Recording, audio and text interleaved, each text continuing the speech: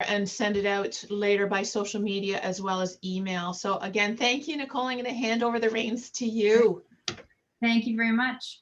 Good morning, everyone. How do I see faces? Is there a way for me to? Here, it's just you and I right now.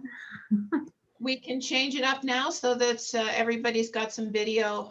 If we make them panelists. It's all right. We're gonna make them all panelists. So sure. So we'll just keep it casual, and it's a small group today. So I like to interrupt me if you have questions or give feedback and insight to your own experience and what you've been preparing for. I have a presentation prepared, and I'm going to talk about something called personas and what we use them for.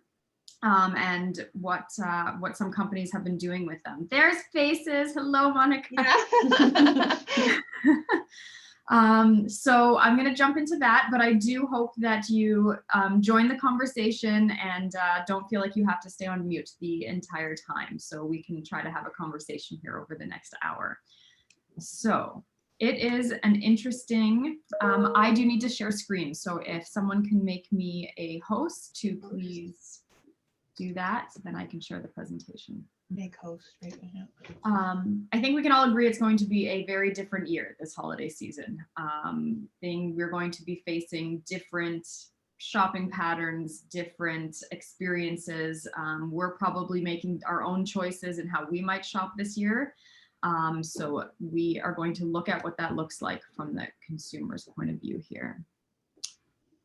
Here we are.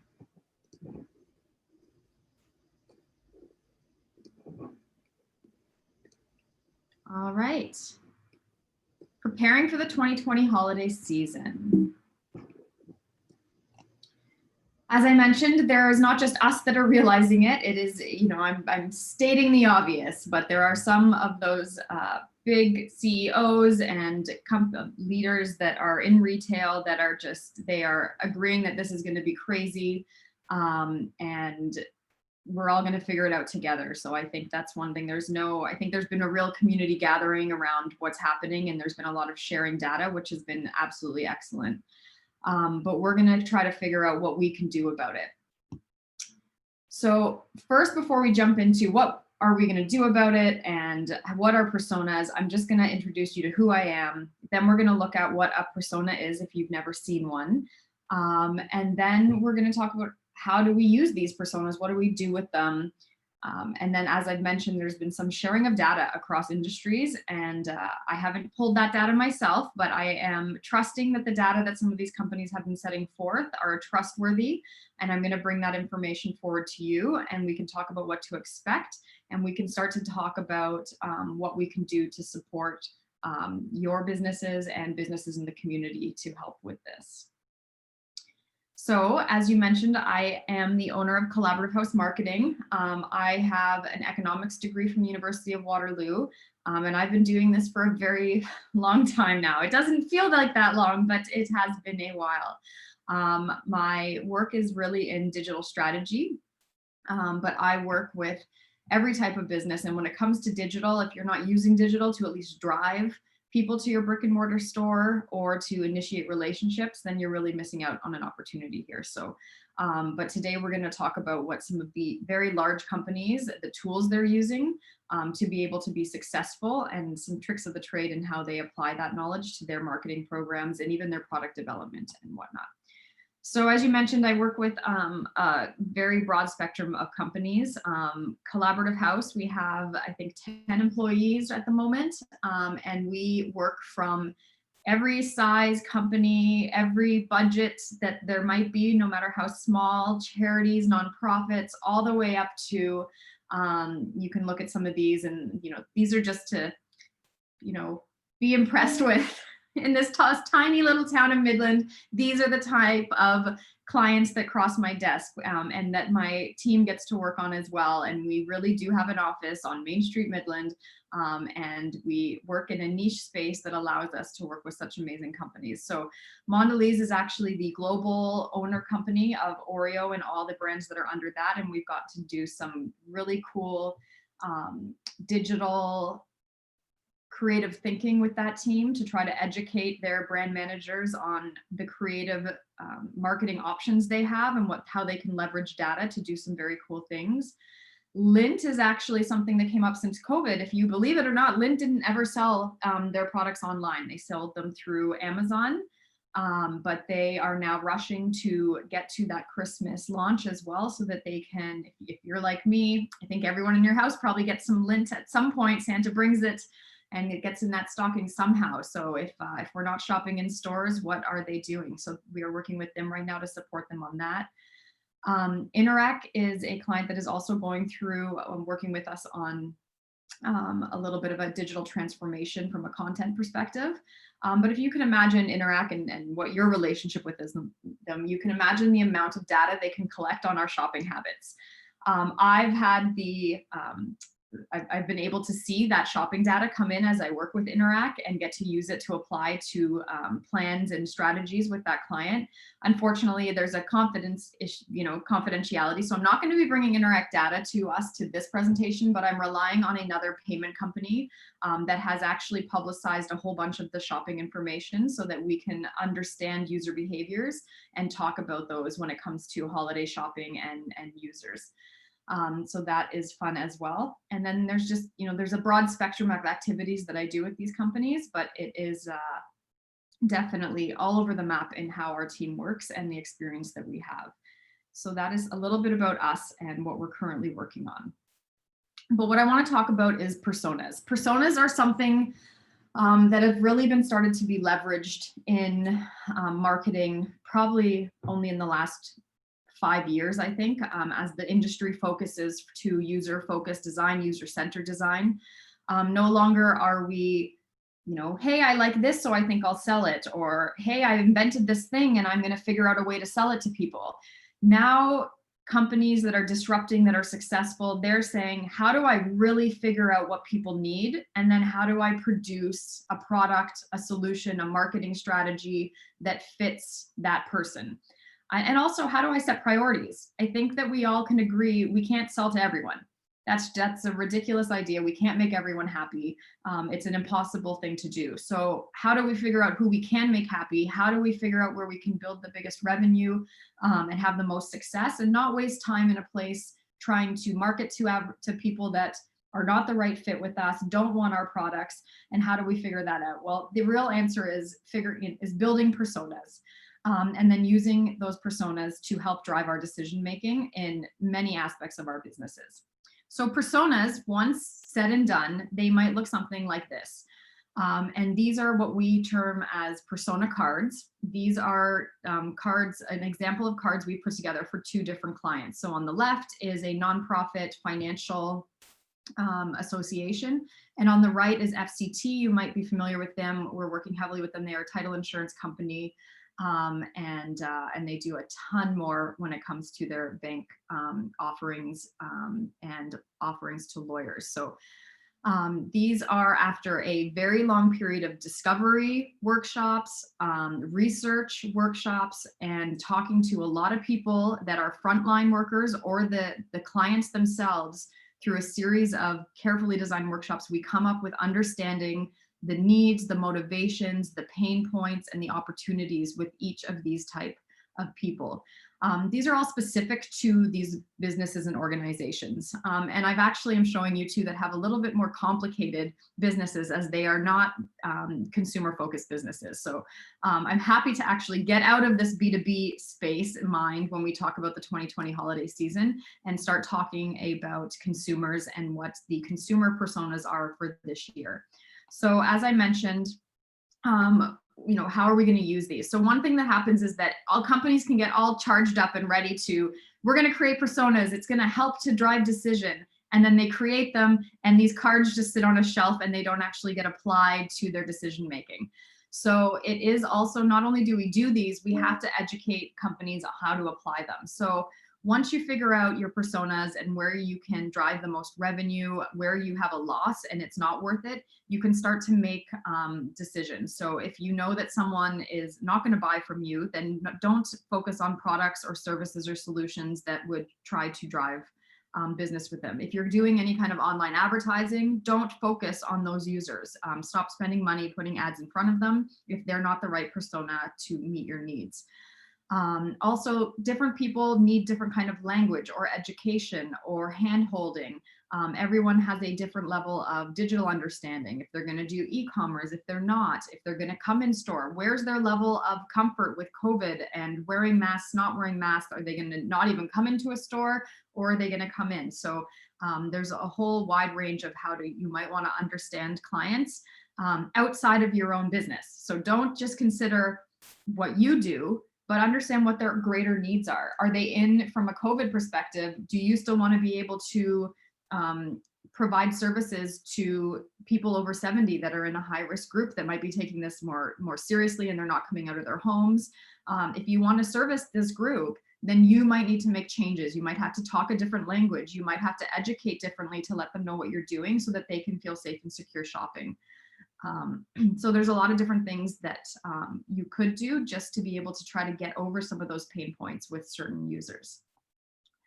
So that said, we are going to look at who our 2020 shoppers are. So again, this is not Interact Data. It is another payment solutions company called Inmar that has publicized their shopping data and created these persona cards, because let me tell you, they take months to create because of the amount of research and workshops that goes in them. So again, it's not something we put together. I can't take credit for that, but I do feel that it's important that you get to see this data and look at them. So they have actually determined 5 different shopping personas for this season. The first one we'll look at here is called the Deal Finder. And I don't want to read this entire thing. I'll leave the screen up for a bit. But there's a few key things that I brought forward that might be relevant from our relationship in this area. But the Deal Finder places discounts above all else. Brand loyalty is irrelevant, and they want a path to purchase that includes a deal. If you are a retail store, or if you don't do deals, or if you think that you can somehow compete with these mass e-commerce sites that offer 70% off deals or whatever it might be, then you can already see or begin to feel the priorities and say, I don't want to deal with the Deal Finder. Well, fine, then don't try to deal with the Deal Finder. Let's find a different person that works for your business. And just to make note, from a timing perspective, they've already started looking for deals for Christmas. So if you haven't already got stuff out there and you do want to be able to promote to this group, then you're a little bit behind in dealing with them. All right, the next one is what they called the early bird. Now, the early bird from their data says April. So, what is it, November 12th today? So the early bird, in terms of talking about what they and their habits are today and what they might be looking into, is probably not going to help us for this year. But if we're considering some knowledge sharing and preparing for the future, then there's some opportunities that you can maybe digest and consider moving forward to next year. But you can also start browsing some of their shopping habits. So this group, even though they're early bird, they're not looking for small things from an early bird perspective. To me, it looks like they are looking for some big item purchases. You can see there are slow cookers, video game consoles, microwaves, laptop accessories. They're looking for things that are of greater value than doing some shopping for maybe some candles or something like that. So they're planning way early on what to give people and finding those items. Next is the self-gifter. And I think, I don't know, anybody else, I'm guilty of this.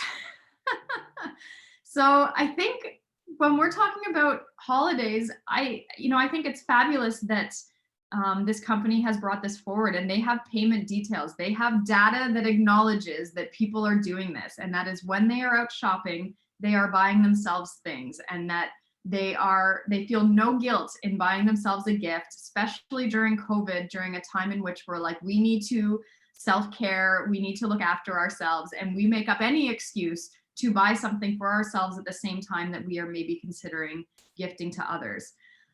So this is a group that has so much opportunity from a retail store opportunity, or if you are selling and preparing for the holiday season. But they are already thinking about themselves, their New Year's resolutions, and they're looking a way to splurge and spend on themselves. I'm not sure how vocal they'd be about that, But they are out there and their shopping patterns show that this is happening. The next is the host, and this is also a group that is now changing for COVID, and they've made it clear that it's changing, and that is that we're going to have this year a completely new set of hosts. Those large family gatherings where the same person every year does the hosting, has humongous groups of 20 family members or more, that is going to go into great decline. That's not going to happen as often. And we're going to see people that have never had to host before host small gatherings and want to put their best foot forward for smaller groups. So in this case, they're looking at shopping habits that involve more home decor, more food planning, anything around getting ready recipes. There might even be, in this case, food ordering, if this is not a cook in the family, but rather just someone who's hosting but doesn't want to do the cooking. So this is a great new assessment from this company of showing what to expect in this group, in this specific persona, because it has changed for them.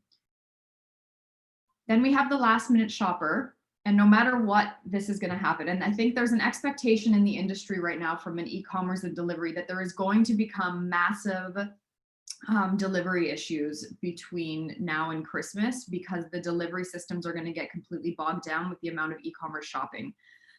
Which means the last minute shopper who is already last minute and then maybe puts in some orders on the, if you're still Amazon Prime and you put an order on the 20th, you can still make the cut. But if Amazon cannot actually make their deliveries, there is going to be not only the people that are true last minute shoppers that need to go to the stores and set foot in places, you are also going to have a mass group of people that they didn't get their deliveries in time, but they still have commitments for the holidays and they need to go and replace the items that haven't actually arrived in time. So there is some, great stats here on that group, especially that they are big gift card providers and gifters. And then those other items like toys and games and some clothing at this time, clothing for themselves by the sounds of it, but some clothing items as well. Does anyone have any questions about these 5 personas? Any comments? Is it interesting to read that? What happens with personas is they tend to not be surprising. It's all kind of hindsight. It's all common sense and it makes sense. But if we didn't have these, we might not we can make some assumptions, but not like really realize them. So this is one thing that that is kind of out there. So my family lives in England, and because they've gone back into lockdown, my sister was saying she was trying to do get my nephew something for his birthday, which is at the end of this month, and what she wanted to buy for him was sold out because people were already doing their Christmas shopping because they were in lockdown. They didn't want to miss out on something, so they were doing it early.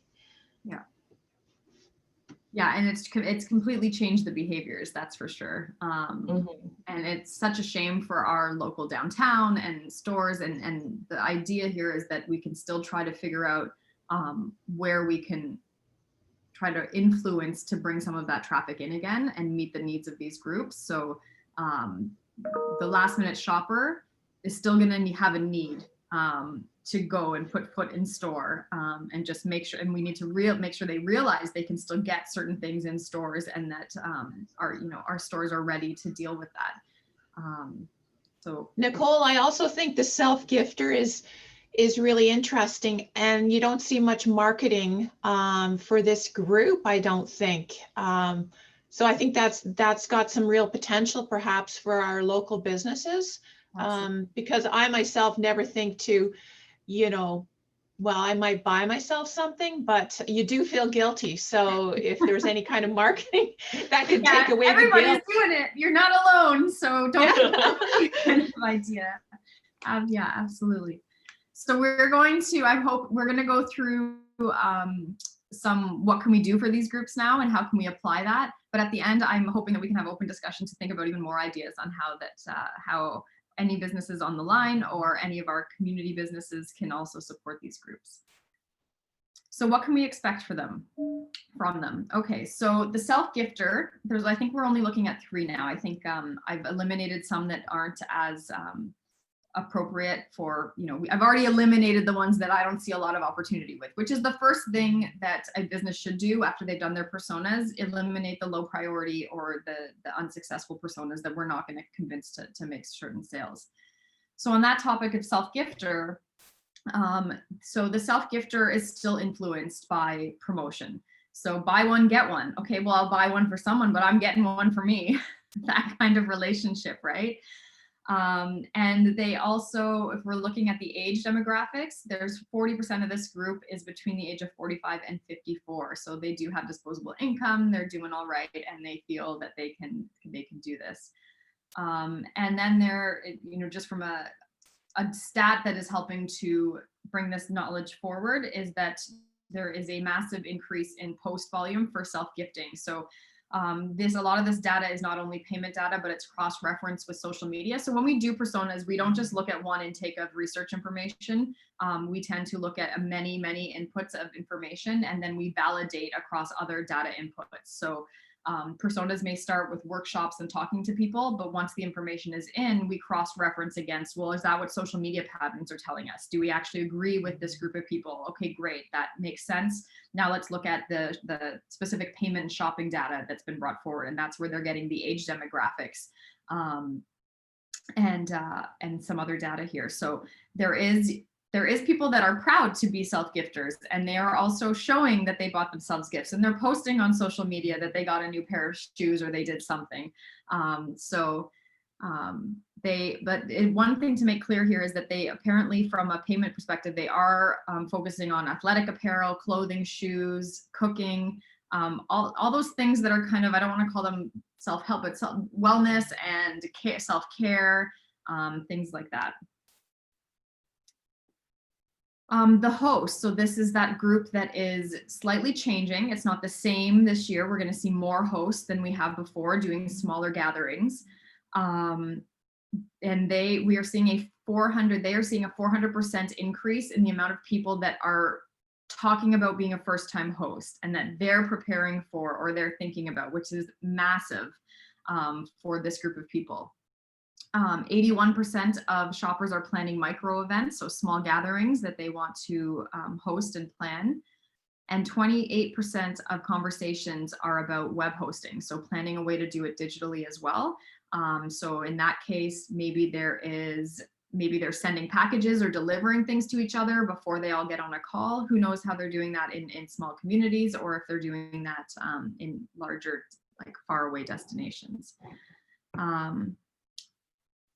And yeah, we just give some information as to why there's more hosts this year, and that's the restrictions from COVID. So the last minute shopper, so 10% is regarding gift cards, which we've already brought forward, and that makes sense. It's an easy decision to make for the last minute shopper. There's people talking about last minute gifts, and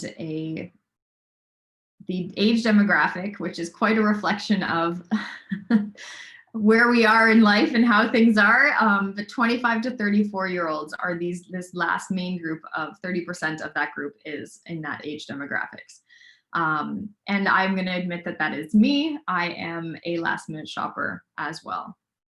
But they are scrambling to make things and get things ready at the end. Okay, so what can we do to support them? Here's some ideas provided by that group. So for the self-gifters, and we already laughed about it, but it's the multi-item purchase. So buy one, get one free, or buy this pack of something, or buy 3 and get this discount on them, so that they can buy something for their loved one, but still reap their own rewards to get something for themselves. The shoppers buy. So this is for the new host. So if this is a new host group that doesn't necessarily know what they're doing, they don't already have the dishes, they don't have the decor, but they maybe don't have the ideas either. So this could be a new group that doesn't know how to think and plan about their decor, or how to attack all the different recipes and what desserts go with what main courses. And there can be, to cook your first turkey is a massive undertaking if you've never done it before. So this is suggesting that you not only prepare for this group, but be able to give more tips Maybe set up the decor items in a way that can be representing of what things can look like. So if you are, let's say, flower shop centerpieces or anything like that, maybe they need to know where they go as well, and how they're put on the table and what goes around them on the table. This is a group that will definitely benefit from some help and tips and information. We then have the last minute shopper, and giving them tips to not procrastinate, but also to be able to make it understood that they can pick up in stores so that they're not restricted by ordering online. So this is a different, I mean, if you can think of, let's say, Shoppers Drug Mart or something, yeah, maybe they could do a campaign and maybe they're shipping, but you can also stop and pick up roadside, or, I mean, that's not even a good example. There's also Sport Check, which you can order online with no problems, but for these last minute shoppers, maybe something like Sport Check would give them an option to pick up in store. From a small business point of view, I think it's really important that this idea is shared much wider and broadly to make it very clear that we are open. You can call us and we can put something aside and we can have it ready for you to pick up, that we are here for you still, even to the last minute. Trying to kind of raise that awareness and that voice. I think we, between Main Street getting redone and COVID happening, and, there isn't an assumption anymore that stores are open. We need to go above and beyond to make sure that everyone realizes we are open, we're prepared, we can have it ready, call us, we can FaceTime and shop around the store with you. There are so many options to be able to help these people as they're running around trying to figure out what to get. And the hope is that the announcements of that information can get out so that when someone is feeling like they have to do a last minute thing, they don't go to their go-tos. Like they don't immediately think Walmart or Shoppers, that they have had enough information through social media, referrals, friends, conversations, that the first thought is go downtown, stores are open to this time, there's people there, or you can phone these. We just need to make sure that certain businesses are open just as much as some of those go-to big box stores. Okay, so I'm hoping that with that, we can open the floor up to get some involved conversation to talk about what else we can do. So these were some ideas that were just sprinkled through the research that was provided that I've presented to you. And I've kind of summarized some things, but I'm hoping we can open it up to talk about more ideas that if we can't use ourselves, we can maybe send off to our other local businesses. So the Deal Finder, we've already kind of eliminated them. They browse online, they want massive deals. I'm not sure that I want my clients playing in this space. I'm not sure that you know anyone that might want to play in this space, but that's not where the money's at. And a ton of time and effort and money goes into advertising your offers, advertising your discounts. And in the end, if you don't have the margins to account for this, then just don't even worry about this group of people. Next, we talked about the early bird. We are too late for the early bird. We are not going to do promotions here, but if you want to do something like Christmas in July next year, this is something you would do specifically for this group. And if you do it, you need to realize that you're only doing it for this specific group, and you're not going to get the last minute shopper shopping in the Christmas in July. It's a one persona active action. The self-gifter, we all seem to be kind of intrigued by this and all kind of feel that we can understand it. But this is to start educating our friends that own businesses, our friends that can kind of realize that this group exists, and that if they want to, they can figure out a way to group products and encourage self-gifting. Even if they don't want to group and offer promotions, they absolutely can, Kathy, to your point, make it acceptable to self-gift. Make it almost like it is COVID. You need to care for yourself. It's COVID and you're going to start planning for Christmas.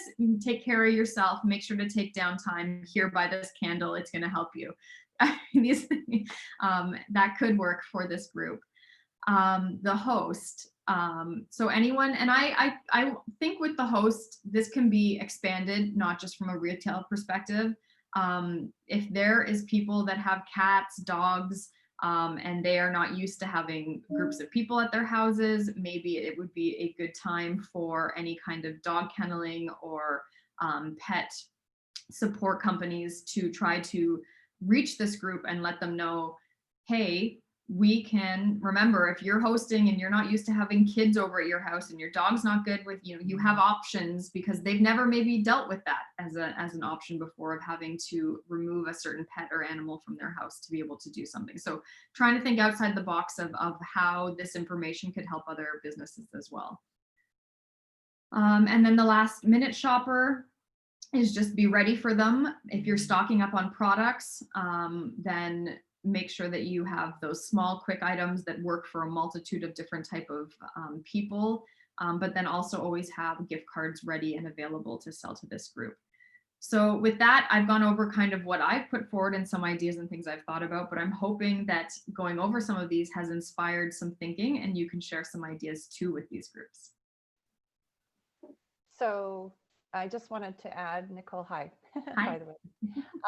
I just wanted to add that that was kind of the reason why I'm here this morning, was because of course a lot of this isn't really going to apply to my business, but I wanted to be able to speak more intelligently to, you know, a lot of the people that I see or talk to in a day about downtown and this Christmas and how to support our businesses, right? So it occurs to me, because I'm always a big supporter, I always start all of my shopping downtown. So, you know, if there's that one thing I can't find, then I'll go elsewhere, but that's what I've always done. So the one thing that occurs to me is the host and the last minute shopper are quite likely going to be one and the same this year, because a lot of the times the new hosts, now I'm going back many years because I've hosted lots of functions like that, but the host, you know, doesn't know what they don't know. So there will be a lot of the last minute shopping based on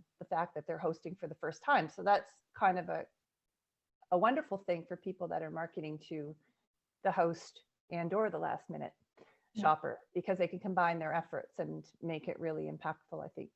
So anyway, I think you're absolutely right. And I think that there's always a piece of education I find that is happening more often with marketing. It's no longer, hey, you'll like this thing. It's you'll like this thing because it's all natural, or you want to get behind it because it's, you know, great coffee that is produced, you know, kindly, and it, you know, this is better than other products. And there's such a piece of education that this year there is a new type of education that can be put out. And if someone walks into a gift store and you're looking for gifting or decor or anything like that, there's an opportunity for a conversation that maybe wouldn't have been typical in previous years. Oh, do you always host, or is this your first time because things are changing? You know, let me help you. Have you thought about this, this, or this? Like, there's opportunity to upsell and do those things. And I know, you know, it's a careful balance of, do people want to be talked to when they're shopping? But I also feel that COVID has opened up some community doors. I'm more receptive to when people talk to me in stores now. I used to be like, head down, I want to get this done, leave me alone. Now it's like, oh, connection, I'll talk to you, a real person.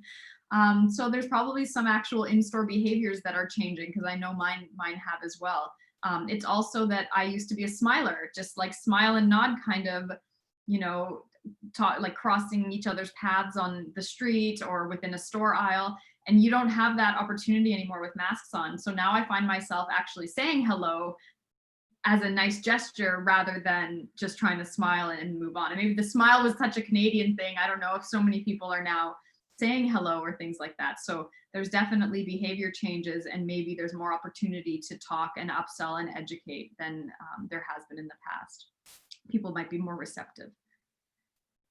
Does anyone else have any other thoughts on some of these personas and how they might apply to our community and businesses? Nicole, I'm back to the self-gifter again. Yeah. I just think there's so many businesses that come to mind, members of the Chamber of Commerce, like the hair salons, all the kind of aesthetics, medical aesthetics businesses. We have spa treatments, clothing, that type of thing. And my mind's going, my wheels are going now that I need to email these people and ask them if they've considered this group or this persona for their marketing. So the buy something, get something for yourself, I think is particularly interesting. And for the host, my mind's going on about the catering businesses that they're members of ours. You know, maybe they want to take some of the pressure off of those new hosts by offering these catering packages, and not just the Thanksgiving dinner, but the hors d'oeuvres and appetizers and things like that for you know, more cocktail receptions. So you've got me thinking, Nicole. So thank you for that. Excellent. And I hope this information can get spread out to, because this is, again, it's not assumed. It is based on real data that has been collected from a phenomenal payments company. So it's real. These groups exist and they're going to be in our town, and we need to figure out how we can support them. And I think you're bang on with catering companies and whatnot, but catering companies, I think that if they're going to talk about this, they can't rely on their old methods on how they used to put forward, you know, hey, get your Christmas dinner from us. It's, you know, or is it your first time hosting? Here's how it works. Here's how you order. Here's what kind of numbers you're going to look at. If you have this many people, you're going to want to order this many things. There's a massive education, because for a lot of these companies that have been around, it's the same person that orders every year. So if you know, if I'm a host, maybe I will cater Christmas Eve dinner, but I'll cook Christmas Day dinner or something, and I want just one of them to be a rest day. So I've already done the catering order thing. I know the way to work with these companies and how to figure out numbers and what to order. But someone who's a newbie isn't going to know any of that. They don't know what to ask for on the phone, and they're going to need coaching, or maybe, so if any of these catering companies can put out information to explain how you order food, what kind of numbers you need, what to expect, even if you support it with how much alcohol you should be buying. You know, there are numbers out there from research where you can, this many men, this many women, this many children, these age groups, and you can make an assumption on the amount of alcohol you should purchase to be able to accommodate the group that you're having, unless it's BYOB. But anyway, these kind of examples come forth as things that could be educated to help those hosts figure out not to buy too little or not to buy too much. So to add to that, I guess, then it could be like what to do 4 weeks before, what to do 3 weeks before, what to do 2 weeks before, the night before, that kind of thing, right? Yeah. And then don't forget about yourself, because after everyone leaves, you're going to have to clean up, and you're going to want a new thing, and you're going to want to look after yourself. So make sure you also. You just brought the self-gifter into the bunch. Exactly, because it's what you said before. Self-gifter all in one. Yeah, absolutely. So from a consumer perspective, and I think one of the biggest complaints, I guess, I hear from the average consumer out there, because I realize I'm not the average consumer, but is that extended hours for the businesses downtown in December, so that, you know, the people that do work 9 to 5 can actually shop after at the downtown shops, as opposed to going to the big box and that kind of thing. So it's more difficult with the construction downtown, but hopefully with that getting finished up for the year anyway, very soon, that yeah. So again, I understand from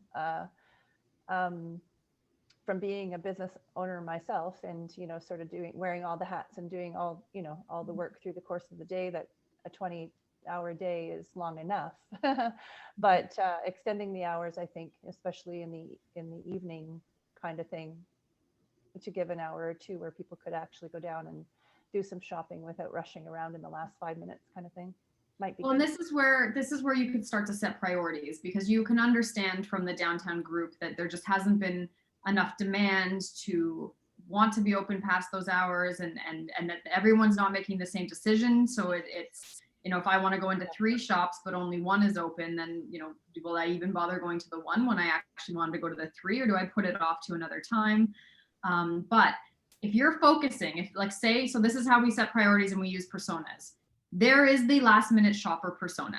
It is a large group of people, and they are looking for some very similar things and have certain, you know, a certain purpose when they're doing it. If we can as the chamber, kind of coordinate and let the downtown core know this is going to happen. There's going to be this group. Do you want them going to Walmart? Do you want them going to Shoppers? Do you want to actually put a plan together where on, let's say the 23rd, I can't imagine people want to be, you know, things close on the 24th anyway. So maybe it's the 23rd, maybe it's the 22nd. Let's do a big promotion on downtown, you know, we're open late. We're going to be open to this time, this day. We're all going to do it, or majority of the stores that are Christmas or holiday shopping appropriate. And really focused on advertising it in that last minute shopper way. Maybe there is a group of people that want to do wrapping. Maybe there's like there's a booth, or you can visit the MCC to get the thing wrapped or something like that. And all of a sudden you can drive those last minute shoppers who actually care about the community and still want to. It's just that previously, if things close at 5, they don't have a choice anymore. They are going to Shoppers and they're going to Walmart. But if we can figure out a way where we don't have to say, hey, downtown core, you have to be open late every single night to be able to work, and you know, people have these complaints. Well, no, let's just focus on the last minute shopper. Let's make a decision all together, and let's put in the effort in one space and see how it turns out. And then if it works, then it maybe is something that we continue to do every year. And that's the other thing too, from a you know, everything's kind of a test when it's new. And as long as people can look at it that way and realize that I'm committing this much time or this much effort, and I'm in my head, I'm logically okay with doing it this one time to understand what the feedback is for that you know, that effort. And then if it's successful, great. You now have data, you have proof, you know that it's something that you might want to do every year. And if it's not successful, record it, make sure we remember it, and don't put in the effort to do it the next year. But you now have some data that proves that this could be a priority and this could be something that might be successful because it's backed on real data and real people that are like this. Smart. You've got us thinking, Nicole. So thank you for that. Does anybody else have questions? You're free to unmute yourself and chat away here. Hi, everybody. I have a quick comment. Thank you, Nicole. That was awesome. Thanks for that presentation.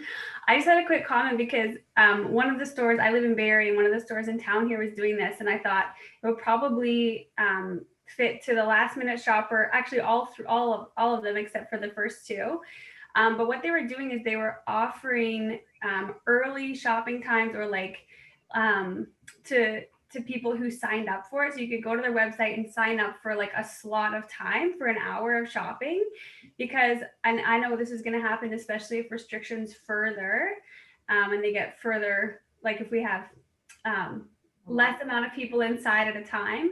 I don't want to be outside waiting in a lineup to go into a store in minus whatever in the snow, and you know, when we dress so differently to go into a store, and then you get hot, and then so anyways, what they're doing is they're allowing people to sign up for like a block of time to go in, and then you know you're definitely allowed in the store at that time, and they're doing it like after hours or before hours, and giving people the opportunity to sign up and go shopping. And then you know you're going to have that many customers in the store at a time. You can plan for it with your staffing and make sure that they're getting excellent service. So I thought that was a really cool idea, and I just wanted to pop on here and mention it because I thought it was good, and I enjoyed my experience in this store that I went to for that 1 hour. And they gave us a 20% off coupon as well while we were in there for that time. And I'm a bit of a deal finder, so that's why that to me. But if you did it for last minute people, it might help them get what they need. So yeah. Even the host, especially if the host wants more education and information and they want time to be able to think, because I think sometimes when you see a line starting and you're in a store, you feel obligated to like give up on what you're doing and you need to leave because someone else needs in there. Yeah. But if you had a designated period of time and the business owner was actually there to assist you, and you knew that you weren't putting anyone, and then again, if there was a special deal that you could buy yourself a little something at the same time. Right, exactly. I got 20% off, so I'm gonna get, extra things that I need. Yeah. And then you're gonna justify it by being like, I got this for free. Exactly. Look at how much money I saved. Yeah. That's awesome. Thank you. Yeah. you're welcome. All right, well, that was everything I had to bring to the group today. I was hoping we would, just like you've done, have shared some insight and ideas as well. But I think that the biggest ask that we can have in our community to support our business is to be able to educate them on these 5 expected groups. Now, I say 5 because there are 5, but really we've all leaned towards the 3 that we see the most potential with. We can immediately remove 2 groups. And I think it shows the importance to, if you have a friend that's running a business and they're like, hey, I'm going to do a discount, I'm going to try to drive business. You can be like, why? The self-gifter, the host, and the last minute shopper, they don't appear to really be driven by deals. Maybe the self-gifter from a buy one, get one or package grouping, buy 3 candles together.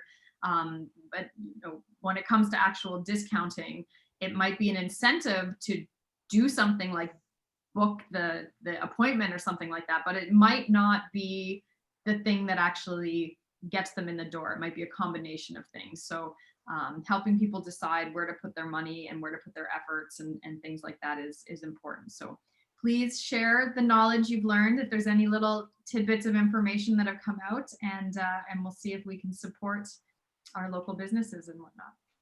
Will do. Thank you, Nicole. That was fantastic. Thank you so much, Nicole. Really, really informative. And we'll definitely be sharing the webinar as well as some of these tips specifically to businesses. And I will be actually reaching out to the BIA with some of this information in your webinar as well. So thank you. Really, really useful. Thanks, guys. Have a great day. And tomorrow's Friday. Yay. Yay. Thank you, everyone. Stay safe.